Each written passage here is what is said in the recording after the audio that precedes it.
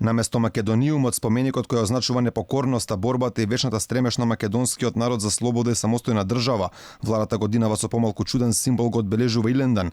На него ниту е споменато името на државата, ниту пак Крушевската република, само пишува победа за сите Илинден. Токму символот предизвика бура реакции во јавноста. Женета Трајковска од Институтот за комуникацијски студии се прашува на кого му текнало да прави нов знак за Илинден, кој според неа личи на 3 оџаци и 3 лего коцки во боички. Не, дечки, кога имате ваков силен символ за најважниот датум на македонската држава, не си играте дизајнери по дома со боички и коцки. И секако може да го користите името Илинден, не морате Македониум. Среќен празник илинденци. За жал, секој ден покажуваме дека не си ја сакаме државата. Од фрлање ѓубре на улица до погубни политики. На ден Илинден, кога се слават херојствата на македонските револуционери, Гоце Делчев, Јане Сандански, Даме Груев, Никола Карев, Ченто и многу други, во својот говор по повод овој празник, техничкиот премиер Спасовски со име не спомена ниту еден македонски револуционер, но одлучи да се пофали дека во духот на илинденците бил потпишан договорот за добрососедство со Бугарија, договор со кој бугарската страна бара Македонија да го признае Делчев како бугарин.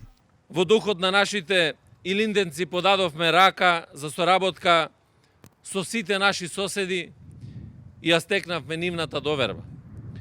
Преку овој отворен пристап се реализираа договорот од Преспа со Грција и договорот за добрососедство со Бугарија. Инаку ова е втора година поред како владата во символот за Илинден не го споменува името на државата. Ланската парола гласеше "Сите сме деца на Илинден". Тогашниот премиер Зоран Заев порача дека илинденците се бореле за според неговите зборови иднина на граѓанска и демократска Северна Македонија. Вистински патриотизам е да се продолжи традицијата на Делчев, Груев, Сандански, Рацин, Ченто. Тие не научија дека иднината е вистинскиот избор за секој патриот. Иднина во граѓанска и демократска Северна Македонија, рамноправно представувана од сите кои живеат во неа.